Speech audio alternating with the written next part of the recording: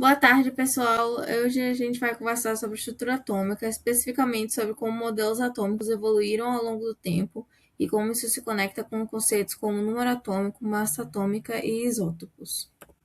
Bom, primeiro eu vou falar sobre o modelo de Dalton, porque estudar o átomo grego, o átomo de Dalton, modelo de Thomson, descoberta do elétron, átomo de Thomson, modelo de Rutherford, descoberta do próton, átomo de Rutherford e átomo de Bohr, massa atômica, descoberta do nêutron, que é a massa atômica, e o que são isótopos. Bom, por que é importante estudar a estrutura do átomo? Então, um dos temas centrais da química é a relação entre estrutura e propriedades da matéria. O comportamento químico e físico de uma substância depende de como seus átomos interagem, e essas interações são determinadas pela estrutura. Tudo que a gente observa em química, cor, reatividade, estado físico, vem de quê? Vem da forma como os átomos estão organizados. Então, quando a gente estuda estrutura química, estrutura atômica, não é algo abstrato ou isolado. A gente está, na verdade, construindo a base para entender toda a química. Por exemplo, por que o sódio reage tão facilmente com a água, enquanto gases nobres praticamente não reagem? Isso está diretamente ligado à estrutura atômica dos átomos. Então, ao longo da aula, tentem sempre fazer essa conexão. Estrutura tem a ver com comportamento. A ideia do átomo surgiu lá na Grécia Antiga, com filósofos como Demócrito e Lepúcido. Eles propuseram que a matéria era formada por partículas indivisíveis, que a matéria era descontínua e composta por partículas indivisíveis, chamadas átomos. Mas isso é uma ideia puramente filosófica, não existe experimentação e não existia método científico como a gente conhece hoje. Então, o que é importante entender é que isso não era ciência ainda, era uma tentativa de explicar o mundo. O termo átomo vem do grego "a", de não, e tomo, de divisão. Bom, o que é modelo? Aqui entra um conceito importante, modelo químico. Um modelo é uma representação simplificada da realidade. Ele serve para explicar fenômenos, prever comportamento e ajudar na visualização. Mas ele não é a realidade em si. Isso é muito importante, porque nenhum modelo é a verdade absoluta. Eles são ferramentas. Conforme surgem novos dados experimentais, os modelos são ajustados ou substituídos. Uma pergunta rápida para vocês. Vocês conseguem pensar em outro tipo de modelo fora da química? Exemplos podem ser como modelos climáticos, modelos matemáticos, ou seja, é algo comum na ciência. O modelo químico é a representação simplificada de sistemas e fenômenos químicos, e ele é utilizado para explicar, visualizar e prever o comportamento da matéria. Ele pode ser teórico, matemático ou visual. Ele não representa a realidade de forma exata, mas sim uma aproximação útil. A importância é facilitar o entendimento de conceitos abstratos, permite o avanço de ciência com base em evidências experimentais e pode ser modificado e substituído com novas descobertas. A gente tem que John Dalton, ele foi muito importante para a ciência no geral, com 3 componentes principais: o retorno da teoria atômica, a descoberta do daltonismo e a lei das frações parciais, ou lei de Dalton. Bom, o daltonismo é uma alteração na percepção das cores. Ele geralmente afeta a distinção entre vermelho e verde. Então, as pessoas com daltonismo têm uma certa dificuldade de compreender as cores e conseguir visualizar da mesma forma que a gente consegue. Com relação a John Dalton foi o primeiro a estudar cientificamente essa condição e ele próprio era daltônico. E em 1794 ele publicou o primeiro trabalho descrevendo o fenômeno. Esse trabalho foi tão importante que até hoje o nome da condição vem de John Dalton. Em seguida temos a lei das pressões parciais, ou lei de Dalton, onde a pressão total de uma mistura de gases é a soma das pressões parciais de cada gás. Então, a pressão total seria a pressão do gás 1, mais do gás 2, mais do gás 3 e assim por diante. A pressão parcial é a pressão de que cada gás exerceria se estivesse sozinho no recipiente. Então, um exemplo de uma mistura com 0,3 atm de oxigênio e 0,5 atm de nitrogênio tem uma pressão total de 0,8 atm. O primeiro modelo realmente científico, então, foi proposto por Dalton, do átomo. Ele propôs que a matéria é formada por átomos indivisíveis, os átomos de um mesmo elemento são iguais, e elementos diferentes têm átomos diferentes. os átomos então se combinariam em proporções fixas. Então, a matéria seria formada por partículas pequenas, sólidas e indivisíveis chamadas átomo, que a gente poderia dizer que o modelo dele é similar a uma bola de bilhar. Então, seria uma esfera bem maciça. E átomos com mesma massa e tamanho seriam do mesmo elemento químico. Então, aqui na figura ao lado, a gente teria que cada um desses tipos de bolas, de esferas, seriam átomos diferentes.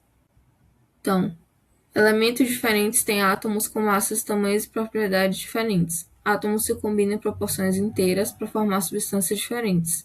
Átomos não são criados nem destruídos, apenas reorganizados em novas substâncias. E isso explica várias leis importantes que já existiam na época, como a lei das proporções definidas ou a lei das proporções múltiplas. Então, a pergunta: se os átomos fossem realmente indivisíveis, o que isso implicaria? Que não existem partículas menores, mas como a gente vai ver agora, isso não se sustenta. Um exemplo da não destruição nem criação de átomos seria a síntese da amônia. Então, a amônia é composta por nitrogênio e hidrogênio. Então, uma molécula de amônia com 3 moléculas de hidrogênio, uma molécula de nitrogênio com 3 moléculas de hidrogênio, formaria 2 moléculas de amônia. Passando agora para 1897, Joseph John Thomson mostrou que o átomo não era indivisível na verdade. Ele utilizou um experimento com tubos de raios catódicos. O tubo continha gás e 2 eletrodos ligados a uma fonte elétrica. Ao ligar o circuito, surgia um feixe de cátodo negativo para o ânodo positivo. O feixe era desviado em direção ao polo positivo quando você colocava um ímã perto do feixe, indicando uma carga negativa. Isso quebra completamente a ideia de Dalton: o átomo não é indivisível. O modelo de Thomson propõe um pudim de passas, uma massa positiva com elétrons distribuídos. Pergunta: por que esse modelo parece razoável? Esse modelo parece razoável? Quais limitações vocês imaginam? Ele não explica bem como as cargas estão organizadas. Já em 1886, Eugen Goldstein observou um feixe no sentido oposto dos elétrons. Ele concluiu então que esse feixe era formado por partículas de carga positiva. Em 1904, Ernest Rutherford identificou essas partículas positivas no gás hidrogênio. Essas partículas foram chamadas de prótons, e o próton tem massa de cerca de 18.036 vezes maior do que a do elétron. O experimento da lâmina de ouro, mostrado na figura, realizado por Ernest Rutherford no início do século XX, teve como objetivo investigar a estrutura interna do átomo, o que até então não era descrito pelo modelo de Thomson. Nesse modelo, o átomo era considerado uma esfera de carga positiva distribuída de forma homogênea, no qual os elétrons de carga negativa estavam incrustados, como um modelo de pudim de passas. A expectativa, portanto, era que as partículas carregadas positivamente atravessassem o átomo sofrendo apenas pequenos desvios, já que a carga positiva estaria espalhada por todo o volume atômico. Para testar essa hipótese, Rutherford e sua equipe projetaram um experimento no qual partículas alfa, que possuem carga positiva e massa relativamente elevada, eram emitidas de uma fonte radioativa direcionada contra uma lâmina extremamente fina de ouro. Ao redor da lâmina foi posicionada uma tela revestida com material fluorescente e capaz de emitir pequenos flashes de luz, sempre que uma partícula alfa colidia com ela. Esse arranjo permitia observar e registrar o comportamento das partículas após interagirem com os átomos da lâmina metálica. Os resultados obtidos foram surpreendentes e contrariaram completamente a expectativa baseada no modelo de Thomson. Observou-se que a grande maioria das partículas alfa atravessavam a lâmina de ouro sem sofrer qualquer desvio significativo, o que indicava que o átomo era, na sua maior parte, espaço vazio. No entanto, uma pequena fração dessas partículas sofria desvios consideráveis, mudando sua trajetória ao passar pela lâmina. Mais impressionante ainda era uma quantidade muito pequena de partículas era desviada em ângulos muito grandes, chegando até mesmo a ser refletida de volta em direção à fonte emissora. Essas observações levaram Rutherford a propor uma nova interpretação para a estrutura do átomo. Para que uma partícula alfa, que possui carga positiva, fosse desviada de forma tão intensa, seria necessário que ela encontrasse uma região também positivamente carregada e com grande concentração de massa. Assim, Rutherford concluiu que toda a carga positiva e praticamente toda a massa do átomo estava concentrada em uma região extremamente pequena e densa, localizada no centro do átomo, que passou a ser chamada de núcleo. Ao redor desse núcleo, os elétrons ocupariam a região externa, distribuídos em grande volume praticamente vazio. Esse modelo, conhecido como modelo nuclear do átomo, representou uma mudança profunda na compreensão da estrutura atômica. Ele não apenas refutou o modelo de Thomson, como também estabeleceu as bases para o desenvolvimento de modelos posteriores, como o de Niels. Então, a comparação mostrou que poucas partículas voltavam após atravessar a lâmina e que concluiu-se com isso que o átomo é quase vazio. O raio do átomo é cerca de 10.000 vezes maior do que o do núcleo. Então, se a gente pensar no átomo como um estádio de futebol, o núcleo seria como uma bola colocada no centro. Mas como os elétrons dotados de carga negativa podiam movimentar-se em torno do núcleo positivo sem perder energia e sem colidir com ele? Bom, paralelamente a isso, James Chadwick realizou um experimento bombardeando o berílio com partículas alfa. As colisões produziram a radiação inicialmente confundida com radiação gama, e após análise e cálculos, concluiu que a radiação não era eletromagnética. Ele identificou que a radiação era composta por nêutrons, que já tinha sido teorizado por Rutherford. Para confirmar, ele mediu a massa dessas partículas. A massa encontrada era semelhante à do próton, conforme previsto por Ernest Rutherford. A descoberta confirmou a existência do nêutron, então, e em 1935 Chadwick recebeu o Prêmio Nobel de Física por esse trabalho. Bom, agora a gente vai entrar no átomo de Bohr, e para isso eu preciso rever alguns conceitos um pouco mais físicos com vocês. Então, eu trago aqui a ideia do arco-íris, que ele é formado pela decomposição de luz solar ao atravessar gotículas de água na atmosfera. Então, é uma luz branca que passa por um prisma e se separa em diferentes cores. Um prisma é como se fosse uma pirâmide de vidro. Esse conjunto de cores forma o espectro luminoso visível. O espectro visível é composto por cores que aparecem de forma contínua, como no arco-íris. A decomposição da luz solar gera diferentes tipos de radiação, como os raios gama, raio-x, o ultravioleta, o visível, o infravermelho, o micro-ondas e as ondas de rádio. Essas radiações são chamadas de radiações eletromagnéticas. Certas substâncias, quando aquecidas, como por exemplo no chama do bico de Bunsen, emitem cores características. Cada elemento químico apresenta uma cor específica. Então, tendo isso em mente, foram investigados por Robert Bunsen e Gustav Kirchhoff esses efeitos, e eles utilizaram um prisma para decompor a luz emitida. E eles observaram que as linhas coloridas elas separavam em regiões escuras. Então, o conjunto de linhas luminosas era característica de um elemento. Ela é descontínua, então ela tem linhas e regiões escuras, e cada elemento possui um espectro único.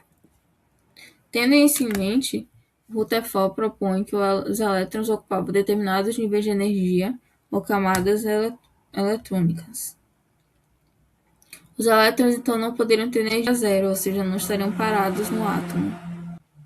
Eles só podem mudar de nível absorvendo energia ou emitindo energia. Isso resolve parcialmente o problema da estabilidade. Pergunta: quanto mais longe do núcleo, maior ou menor a energia? Bom, cada camada eletrônica, o elétron apresenta energia constante. Quanto mais próximo do núcleo, menor a energia do elétron com relação ao núcleo. Quanto mais distante dele, maior a sua energia. Então, aqui você tem a emissão, a absorção de energia para o elétron passar de uma camada para outra, e quando ele retorna à camada mais interior, ele libera essa energia na forma de radiação luminosa. Bom, passando agora para o número atômico, temos que o número atômico Z é o número de prótons. Isso define o elemento. Se eu mudar o número de prótons, eu mudo o elemento. Pergunta rápida. Um átomo neutro com Z igual a 8 tem quantos elétrons? Bom, ele tem 8 elétrons. Isso é fundamental para entender ligações químicas depois. Então, cada elemento químico possui um valor único de Z e ele determina a identidade do elemento. Por exemplo, o hidrogênio tem Z igual a 1 e carbono Z igual a 6. Então, quando a gente está resolvendo questões de número atômico, a gente tem que o X, a letra maior, é o símbolo do elemento, o valor que tiver no canto superior esquerdo é o número de massa, e o valor que tiver no campo inferior esquerdo é o número atômico. Então, em um átomo neutro, o número de prótons é igual ao número de elétrons, portanto, o Z também indica o número de elétrons. E aqui, olhando na tabela periódica, a gente vai ter o símbolo do elemento com o nome dele embaixo. Abaixo disso tem a massa atômica, o número de massa. E aqui no canto superior esquerdo tem o número atômico. A massa atômica ela é a média ponderada das massas dos isótopos de cada elemento.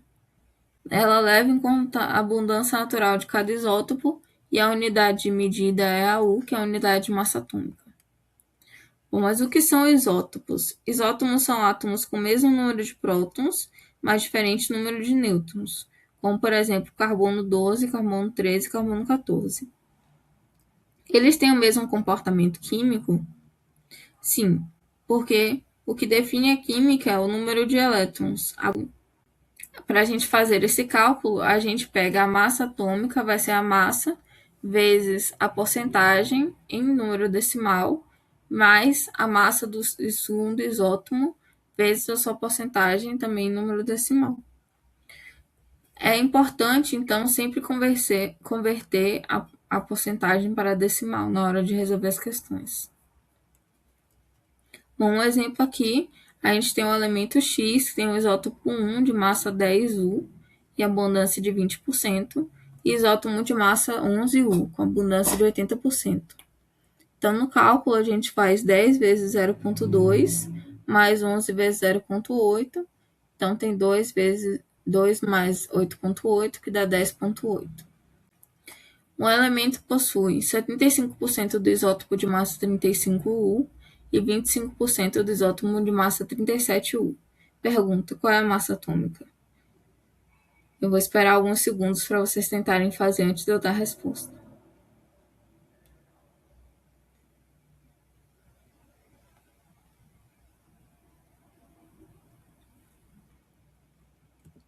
Bom, 35 vezes 0,75 mais 37 vezes 0,25 dá 26,25 mais 9,25, que dá 35,5U. Agora, trazendo algumas curiosidades, nós temos os isótomos. Os isótomos são elementos que possuem o mesmo número de nêutrons, mas apresentam números atômicos diferentes. Portanto, são elementos químicos diferentes. Um exemplo é o carbono 14, que apresenta 6 prótons e 8 nêutrons, e o nitrogênio 15, que apresenta 7 prótons e 8 nêutrons. Em seguida, temos os isóbaros, que são átomos que possuem o mesmo número de massa. Apresentam números atômicos diferentes, então são elementos diferentes, mas com massa total igual, como por exemplo o carbono 14 e o nitrogênio 14. O carbono 14 tem 6 prótons e o nitrogênio 14 tem 7 prótons, mas a massa deles é 14. Por fim, temos espécies isoelétricas. Espécies isoelétricas têm o mesmo número de elétrons, podem ser átomos, íons ou moléculas diferentes, e apresentam configurações eletrônicas semelhantes. Por exemplo, o neônio, o sódio positivo e o flúor negativo têm todos 10 elétrons. Importante, sempre identifiquem qual grandeza está sendo comparada. Pergunta: qual desses tem propriedades químicas mais parecidas? Os isoeletônicos, porque eles apresentam o mesmo número de elétrons. Então, o que a gente viu hoje foi uma construção histórica. Começamos com a ideia da filosofia, passamos por um modelo cada vez mais baseado em experimentos e chegamos a uma visão mais estruturada do átomo. A ciência funciona assim: os modelos são criados, testados e aprimorados. E isso continua até hoje. Essas foram as referências que eu usei: o livro de Uzbek Salvador, Química, volume único, o livro Ser Protagonista, Ciência da Natureza e Suas Tecnologias, Composição e Estrutura dos Corpos, e o livro de Tito e Canto, que é Química na Abordagem do Cotidiano. Eu agradeço a todos pela atenção Aí agradeço à universidade por essa oportunidade e ao QSP também por essa oportunidade.